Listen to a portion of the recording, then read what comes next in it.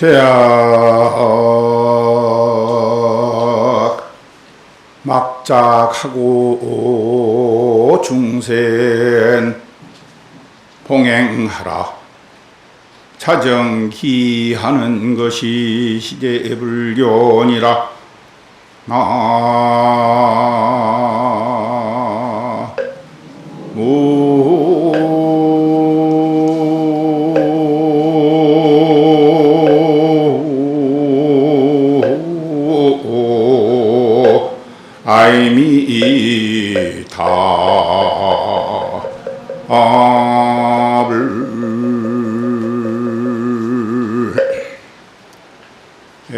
비바시불에서 서가모니 부처님이 이르기까지 과거 칠불께서 모든 중생들에게 내려주신 칠불 통계입니다. 한마디로 이야기해서 부처님의 가르침이라는 것은 그대로 말 그대로 금방 개성에 나와 있는 그대로 지양막작하고 중선봉행하라. 자정기하는 것이 시제불교다. 한마디로 이야기를 해서 악을 짓지 말고 선을 행하라. 자기의 마음과 뜻을 맑고 깨끗하게 하는 것이 모든 부처님의 가르침이다. 이렇게 말씀하셨습니다.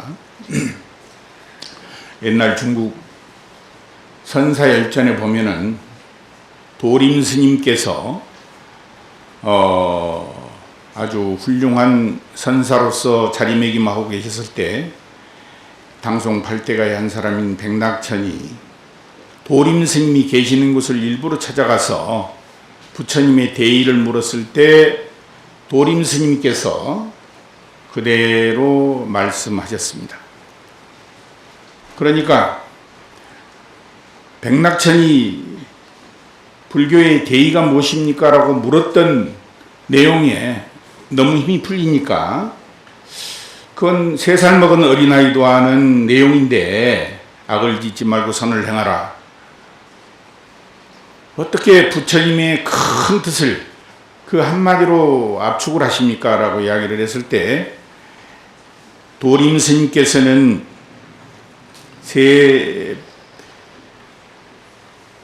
3살 먹은 어린아이도 아는 아주 쉬운 내용이지만은 실천하기는 90살 먹은 노인도 힘드는 일이다. 이렇게 이야기를 했어요.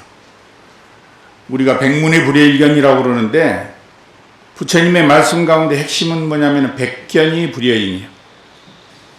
누구의 말을 듣고 100번 듣는 것보다도 한번 실천하는 것이 중요하다. 이런 내용입니다.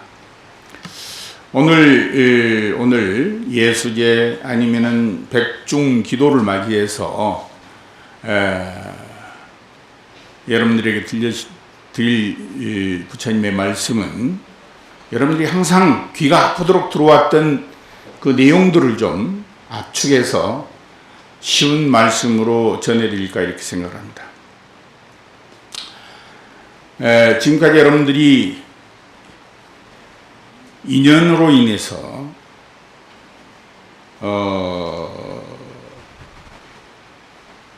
오늘 이 자리에 앉아 있기까지 여러분들이 가장 잘한 일 중에 하나는 여러분들이 이 자리에 있는 것, 말하자면 여러분들이 존재하고 있는 것, 살아있는 것이 제일 잘한 일이에요. 이 세상을 살아오면서 여러분들이 지금까지 많은 어렸을 때부터 시작해가지고 결혼을 해서 자식을 낳고 그 자식 가운데는 남편 자식 가운데는 많은 훌륭한 일들이 있겠지만은 그러나 여러분들이 가장 잘한 것 가운데 하나는 여러분들이 지금 존재해 있다는 거예요. 살아있다는 거예요. 그러니까 여러분들이 지금 현재 살아있는 모습이 여러분들이 이 세상에 와서 살고 있는 것 가운데서 가장 제일 잘한 것입니다. 그렇죠? 여러분들이 만약에 죽어 있다면 어떻게 생각하겠어요? 모든 인연을 멸해버리고 여러분들이 이 자리에 안 계신다고 그러면 부처님의 말씀을 여러분들 귀에 담을 수도 없겠죠. 마음에 담을 수도 없겠죠. 여러분들이 가장 잘하고 있는 것은 현재 여러분들이 이 자리에 있다는 거예요. 부처님의 말씀을 듣고 있다는, 부처님의 불전에 성심을 다해서 기도하고 있다는 겁니다. 여러분들이 아시는 소설가 가운데에서 박완서 씨라는 분이 계시는데 지금 돌아가신 걸로 알고 있습니다. 이분이 글 가운데 이런 내용이 있어요. 이 세상에 내 두 발로 내 호흡으로 숨을 쉬고 다니는 것 자체가 큰 복이다. 여러분들이 몸뚱이가 얼마나 가치로 따진다면은 요새 뭐 돈으로 이렇게 많이 환산을 하고 그러는데 서울에 뭐 웬만한 아파트는 몇십억씩 이렇게 가잖아요. 근데 여러분들 몸뚱이가 얼마나 가는지 잘 모르죠. 박완서 씨 말씀에 의하면 51억이랍니다. 여러분들 몸이 숨 쉬고 여러분들이 두 발로 다니면서 건강하게 다니는 모습은 여러분들이 51억짜리를 지금 몰고 다니는 거예요. 심장을 하나 바꾸려면 5억이 들어간대요. 요새 이식수술이라는 게 있잖아요. 신장을 바꾸려면 3천만 원 들어가고, 심장을 바꾸려면은 아까 5억이라고 이야기를 했는데 또 뭐 이렇게 보니까 뭐 7천만 원짜리도 있고, 또 뭐 이렇게 여러분들이 아시겠지만은 요새 많이 바꾸잖아요. 이식술. 뭐 특히 우리나라에서 안 되면은 중국에 가가지고도 많이 바꾸는 경우들이 있고 그러는데, 또 돈이 있어도 바꾸고 싶어도 바꾸지 못한 사람들이 많이 있습니다.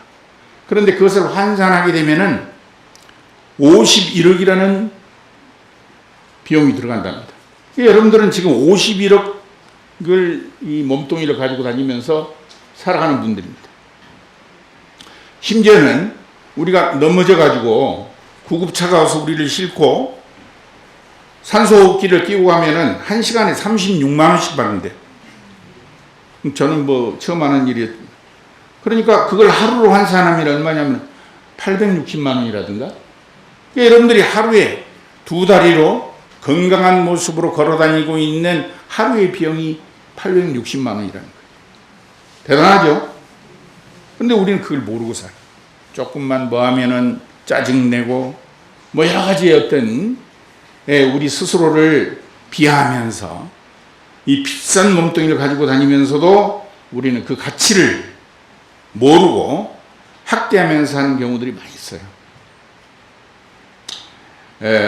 먼저 부처님 말씀 가운데서 자비에 대한 이야기를 좀 드릴까 이렇게 생각을 해요. 중국 송나라 당시에 법문정이라는 분이 있었는데, 이분이 젊었을 때는 뭐라고 할까, 백수건달이었습니다. 그래가지고 내가 과연 뭘 할 수 있을까 이러면서 돌아다니고 있을 때 저 앞에 관상을 보는 사람이 있었어요. 저 사람이 가서 내 미래를 한번 물어볼까 이렇게 생각을 하고 가서 그 사람에게 묻습니다. 여보시오, 내 관상을 좀 보고 싶은데 내 관상을 좀 봐주시오. 관상 보시는 분이 이야기하기를, 뭘 보고 싶소? 내 미래를 보고 싶습니다. 과연 내가 훌륭한 관료가 될 수 있는가 한번 봐주시오. 그러나 법문정이라는 사람은 키는 짜리몽달하고 또 얼굴도 아마 좀 그렇게 잘생긴 얼굴은 아니었던 모양. 그러니까 덕 쳐다보더니만은, 당신은 관료는커녕 미관말직, 저 제일 하빨이 관리도 못할 그런 상이요, 이렇게 이야기를 한다는 말이에요. 그러니까 법문정이 생각하다, 그러면은 내가 의사가 될 수 있는가를 한번 봐주시오. 지금 의사는 굉장하지만 옛날 중국의 의사는 서로 안이하려고 하는 직업 중에 천한 직업 중에 하나였습니다. 왜 그러냐면은 모든 구전 환자들을 봐야 되겠지만은 심지어는 환자들이 먹을 약까지도 산에 가가지고 자기가 직접 보고 이래야 되기 때문에, 수집을 해서 환자들을 보살펴야 되기 때문에 그 의사가 된다라는 것은 쉬운 일이 아니었어요. 그러니까 이제 관상쟁이가 그 사람을 법문정을 쳐다보면서, 아니 당신은 훌륭한 관리가 되고 싶어서 미래를 물어봤는데 왜 갑자기 남들 하기 싫어하는 의사에 대한 미래를 물어보십니까? 라고 이야기를 하니까, 나는 이 어지러운 세상에 매일 중국에서는 전쟁이 많이 일어났습니다.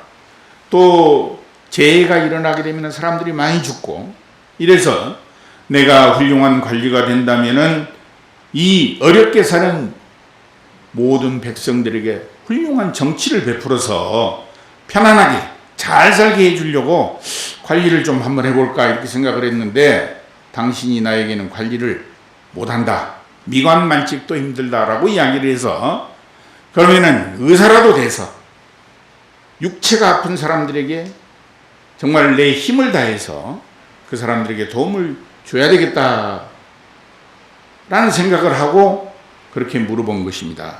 그게 관상쟁이가 다시 한번 쳐다보는 거예요. 가만히 쳐다보니까 그동안에 자기가 보지 못했던 모습이 보이는 겁니다. 당신은 의사는 못하겠네, 그러나 훌륭한 정치가가 될 수는 있겠소. 그랬더니, 아니 당신 나에게 관료가 되지 못한다라고 이야기를 했는데, 권력가가 되지 못한다고 이야기를 했는데 정치가가 될 수 있다니 그건 무슨 말입니까? 라고 이야기를 하니, 사람이 관상 가운데에서 가장 중요한 것이 몇 가지가 있대요. 처음에 보는 것이 색상입니다. 색상. 생긴 그대로의 모습을 바라보는 것이 색상이에요. 그런데 그거보다, 색상보다도 더 중요한 게 뭐냐면은 골상이에요. 내가 여기 앉아서 보니까 여러분들이 색상도 좋고 아주 골상도 좋아요. 정말. 그런데 내가 못 보는 게 있습니다. 마지막으로 볼 수 있는 것은 심상이라. 그러니까 색상 부려 골상이고, 골상 부려 심상. 색상이 아무리 좋아도 골격이 제대로 가르쳐져야. 왜냐하면 사람이 변합니다. 이렇게 마음씀에 따라서 사람 모습이 변해요. 여러분들이 그런 이야기를 많이 하잖아요. 생긴 것은 멀쩡한데 고약하게 생겼다. 용심, 마음을 잘못 씀에 따라서 이 색상은 변하게 돼 있어요. 그 다음에 골격도 시간이 흐르면서 약간의 변화를 보입니다. 당신은 색상이나 골상은 형편없다. 그러나 모든 백성들이 가지고 있는 아픔을 해소시켜주고 있는 자비스러운 마음이 당신을 앞으로 훌륭한 정치인으로 만들 것이다. 그래서 법문정은 나중에 송나라의 훌륭한 재상이 되어서 아주 어진 정치를 베풀었다라는 이야기가 있습니다. 또 당나라 당시에 배유라는 분이 있는데, 이분은 어렸을 때 쌍둥이로 태어났어. 그런데 어떻게 태어났냐면 등짝에 이렇게 붙어있는 쌍둥이, 샴 쌍둥이라고 그래요. 이 세계에는 보면은 머리도 이렇게 붙어있는 경우가 있고 등도 붙어있는 경우가 있고 몸은 하나인데 머리가 둘인 분도 있고, 이걸 우리가 샴 쌍둥이라고 그래요.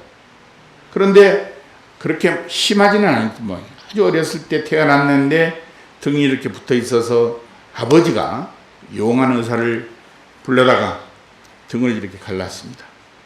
그래가지고 쌍둥이를 이렇게 갈라놨는데, 살이 좀 많이 붙은 것을 형이라고 그러고 살이 좀 적게 붙은 것을 동생으로 해서 이름이 한 사람은 배유였고 한 사람은 배타이였습니다.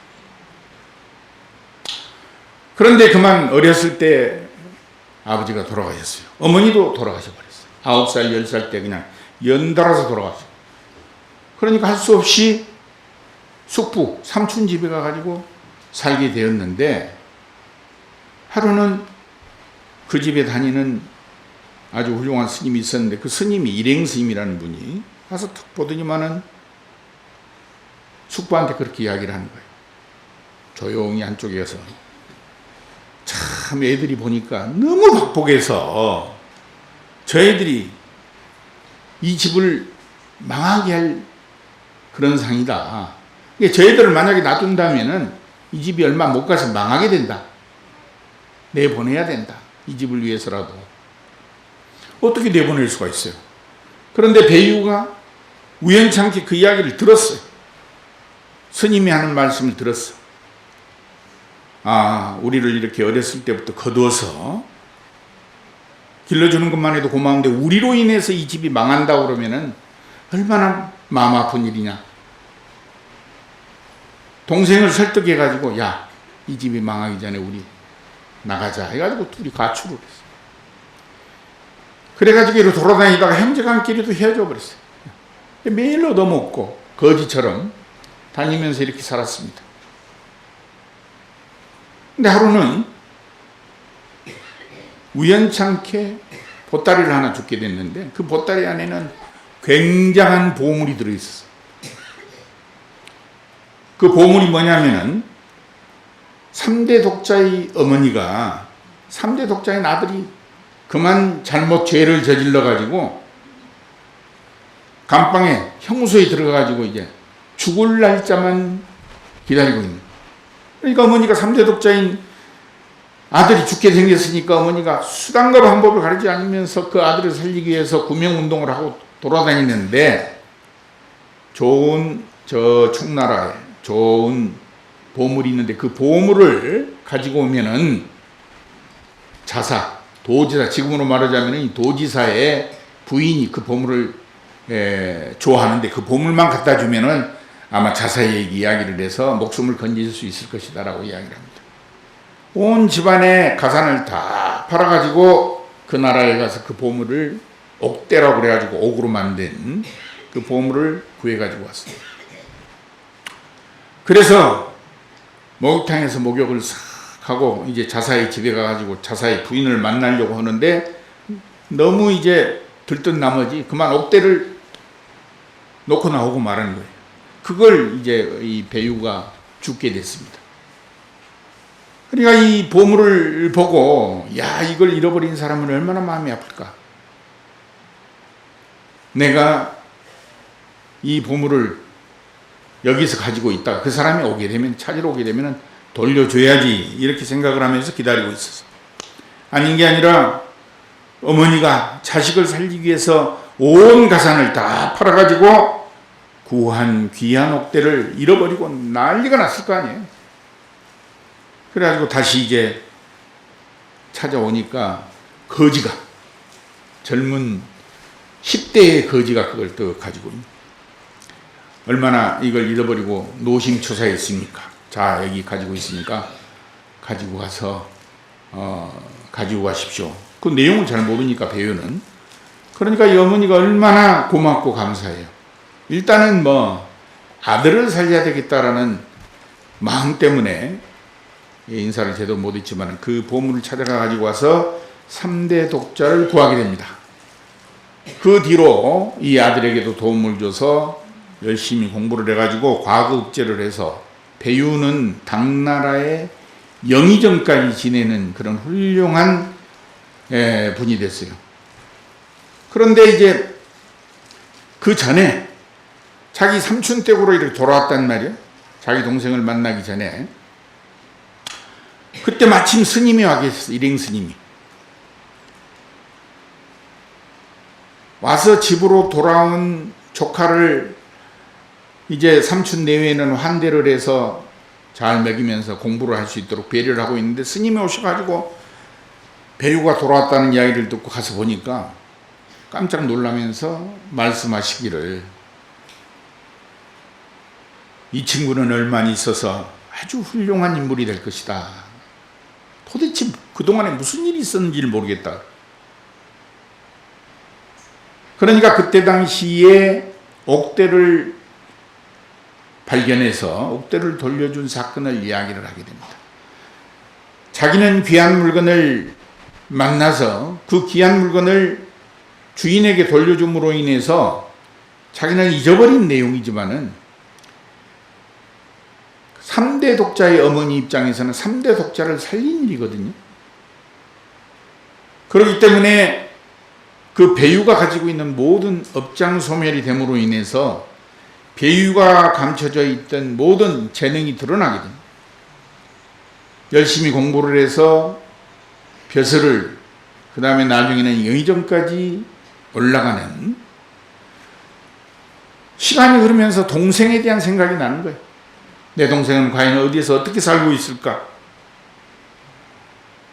그러면서 온 전국에다가 연락을 해가지고 동생을 찾기 위해서 노력을 했는데, 어디서 똑같이 정성, 영의정하고 똑같이 생겼다라는 이야기를 듣고 찾아가게 됐는데, 뱃사공을 하고 있었어요. 뱃사공. 이쪽 강에서 이쪽으로 옮겨주는 뱃사공을 하고 있는데, 정말 수십 년 만에 동생을 만나게 되는 겁니다. 서로 이제 회포를 불고 이제 고생 그만하고 돌아가서 행복하게 살자 이야기를 했지만, 동생은 거절을 합니다. 형님의 삶이 있고 내 삶이 있습니다. 나는 여기에서 이 평생을 이 강을 건너기 위해서 노력하는, 힘들어하는 사람들을 이렇게 건네줌으로 인해서 나는 여기에서 큰 보람을 느끼고 살고 있습니다. 나는 이 생활이 나에게는 커다란 만족이니까 절대 염려하지 마시고 돌아가십시오 라고 해서 돌아갔던 그런 중국의 이야기가 있고, 이 배유는 특히 불교의 귀에서, 부처님께 귀에서 그 스님들하고 많은 교분이 있었는데, 특히 그 불교에 대한 경전 해석부터 시작해 가지고 스님들에 대한 일화를 문서로서 많이 남겨놓은 당나라의 훌륭한 영의정으로서 알려져 있어요. 그러니까 우리가 가지고 있는 것 가운데에서 이 자비심이라는 것, 뭔가 남을 생각하고 많은 사람들에게 베풀려고 하는 그 마음이라는 것, 나에게 불이익이 있다 하더라도 내 손해를 보고 나서라도 남을 위해서 뭔가를 해야 되겠다라는 자비심은 불교가 가지고 있는 근본 사상이에요.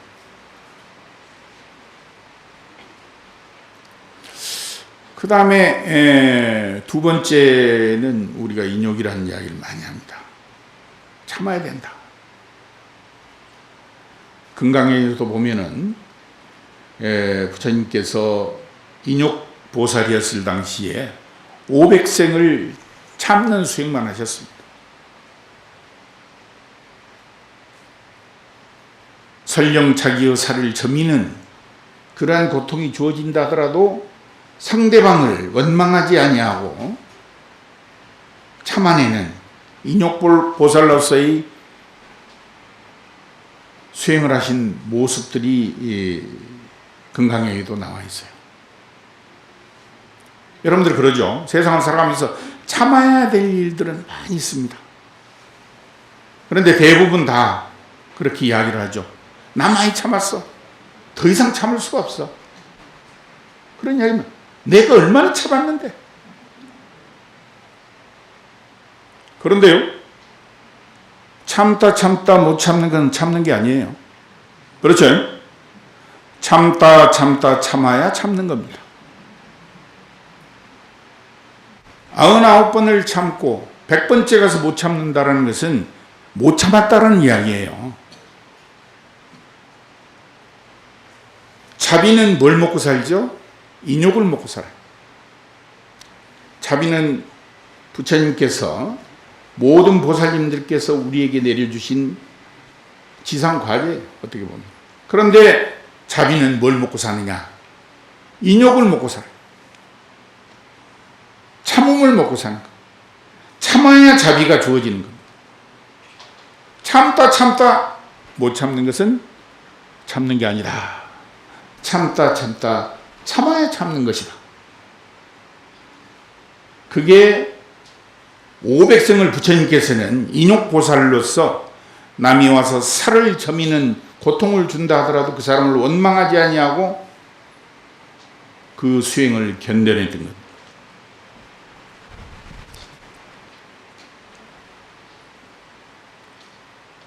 다시 한번 여러분들, 나 많이 참았어. 내가 얼마나 많이 참았는데. 그러나 더 이상 참을 수 없었어 하는 것은 참는 게 아니에요. 참다 참아야 참는 것이다. 그렇죠? 아이고 우리 남편 어쩌고 저쩌고, 우리 아내가 어쩌고 저쩌고, 내가 얼마나 참고 살았는데. 이건 참는 게 아니에요. 끝까지 기다려주고 참고 또 참고 끝까지 참아야 참는 것이다. 이게 인욕보살이야.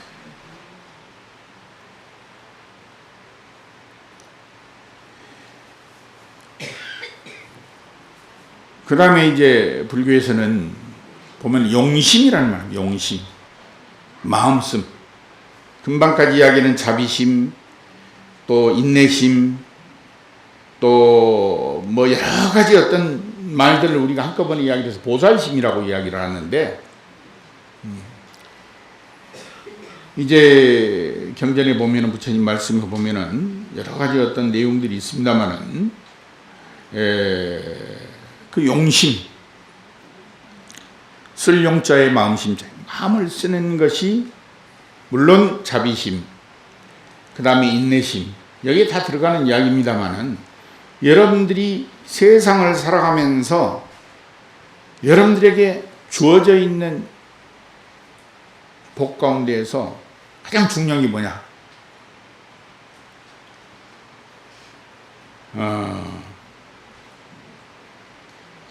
우리가 이제 심보라고 그러잖아요. 심보. 심보라는 말이 뭐예요? 마음 보물이라는 뜻이에요. 그런데 고약한 사람들한테는 심보가 고약해서 그러죠. 근데 심보거든, 마음 보물이라는 것이.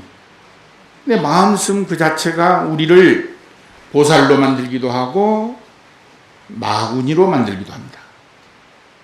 그런데 그건 어떻게 보면은 종이장 한 장 차이. 그저 손바닥을 뒤집고 이거 차이에 불과해요. 하면 보살이고 안 하면 마구니가 되는 그런 경우들이 참 많이 있거든. 그래서 용심이라는 것은 우리가 세상을 살아가면서 어떻게 마음을 쓰느냐에 따라서 보살이 되기도 하고, 또한 우리가 바람직하지 못한 그런 내용이 될 수도 있습니다. 눈으로 바라볼 때 사랑스러운 눈으로 바라보면은 안시가 되는 거예요. 안시. 그렇죠? 괘씸한 마음을 가지고 그 사람을 갖다가 괘씸하게 생각하고 바라본다고 그러면은 악시가 되겠죠.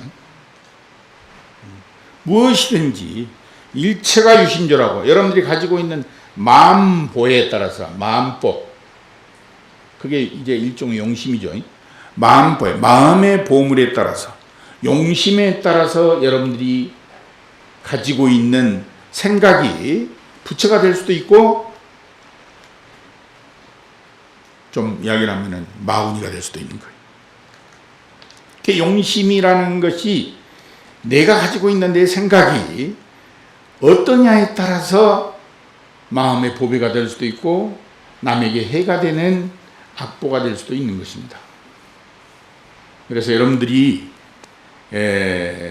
처음부터 이야기를 했지만은 자비심, 그 다음에 인욕심,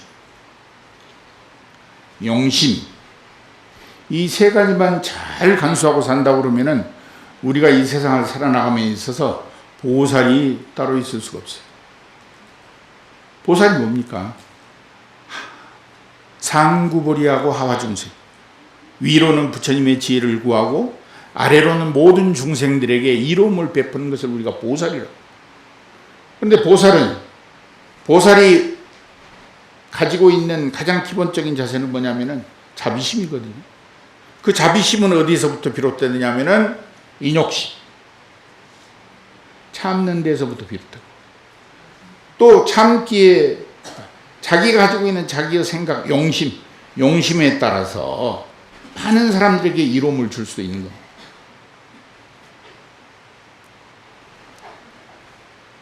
여러분들에게 짧은 시간 안에 부처님의 말씀을 다 전달할 수는 없겠지만 제약막자고 중선봉행하라 자정기하는 것이 시에불고다. 선을 행하라. 이게 부처님의 가장 핵심적인 이야기예요. 과거 칠불에서부터 현재 리기까지. 물론 우리가 참 열심히 수행을 해서 견성성불해가지고 부처가 되는 것이 궁극의 목적이지만은 우리 중생들이 가지고 있는 마음씀에 따라서 용심에 따라서 보살이 될 수도 있고 잘못된 생각을 가지고 남에게 해로움을 끼치는 그런 상황이 될 수도 있거든. 그래서 하고 제가 오늘 이제 글귀를 하나 가져왔는데 다 외우지를 못해서 여러분들에게 마지막으로 서산 스님께서 우리에게 내려주신 법문 가운데에서 우리가 세상을 살아가면서 지녀야 될 심보, 마음의 보물, 이걸 여러분들에게 한번 읽어드리도록 하겠습니다. 근심 걱정 없는 사람 누군고, 출세하기 싫은 사람 누군고, 희귀 질투 없는 사람 누군고, 흉허물 없는 사람 어디 있겠소. 가난하다 서러워 말고, 창의를 가졌다 기죽지 말고, 못 배웠다 주눅 들지 마소. 세상살이 다 거기서 거기에다 가진 건 많다. 요새 떨지 말고, 건강하다 큰 소리 치지 말고, 명예 얻었다 목에 힘주지 마소. 세상에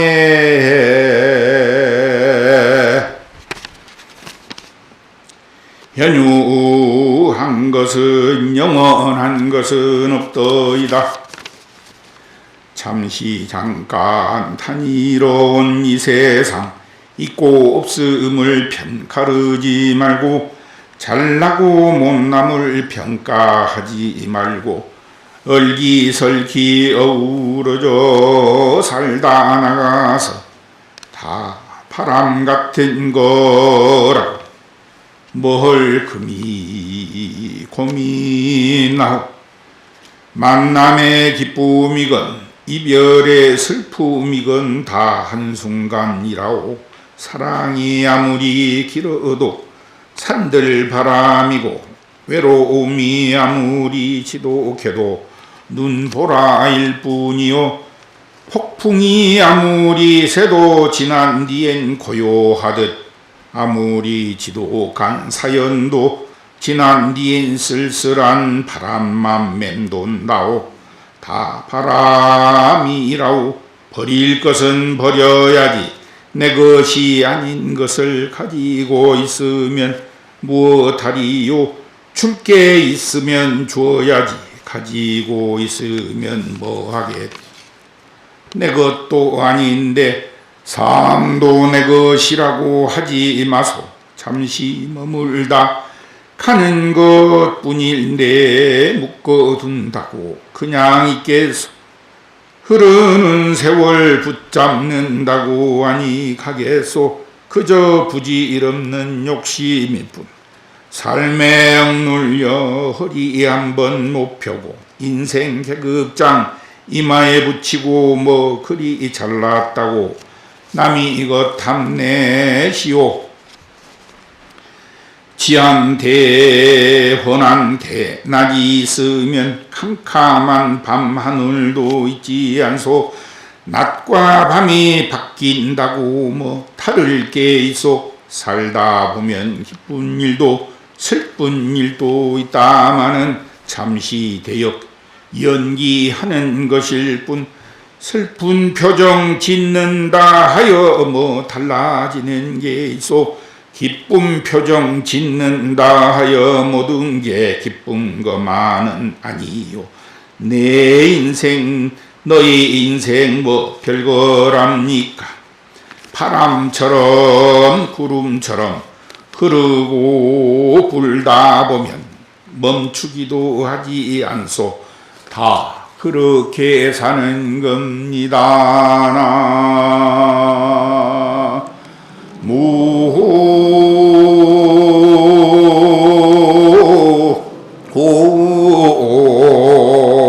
아이미다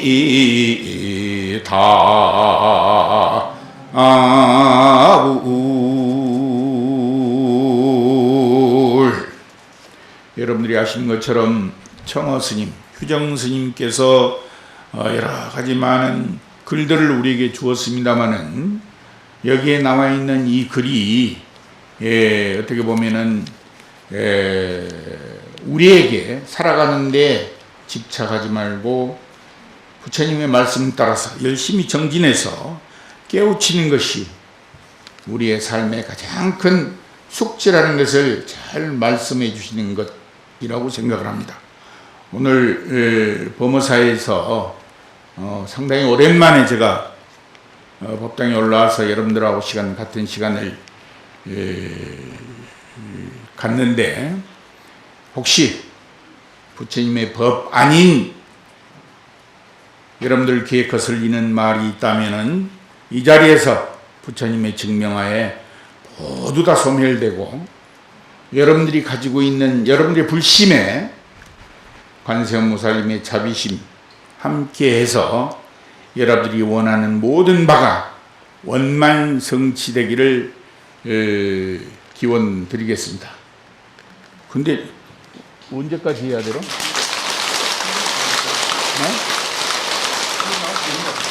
그래. 아니, 뭐 너무 빨리 끝난 것 같기도 하고. 하여튼 여러분들 오랜만에 이렇게 아주 밝은 모습으로 뵙게 돼서 반갑고 항상 건강하시고 여러분들의 이 불심이 여러분들 주의를 밝게 하고 여러분들의 가정을 또 밝게 하고 부처님께서 말씀하시기를 일신이 청정하면은 다신이 청정하고 다신이 청정하면 법계가 청정하다고 했습니다.